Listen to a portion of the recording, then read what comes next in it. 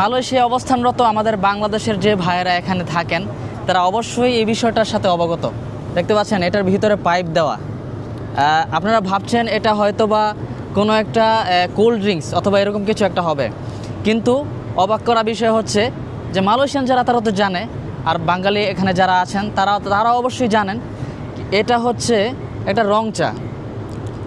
ভাবা যায় এই পলিথিনের মধ্যে একটা রং চা। সাধারণত পলিথিনে আমরা কি রাখি, মানে এমন কিছু রাখি যেটা মানে কখনো হারিয়ে যেতে পারে কিংবা কখনো বাধ্য হয়ে পলিথিনের মধ্যে রাখি, কিন্তু এই পলিথিনের মধ্যে আমরা পার্সেল নিয়েছি রং চা। এই রং চাটা আসলে এইভাবে খাই,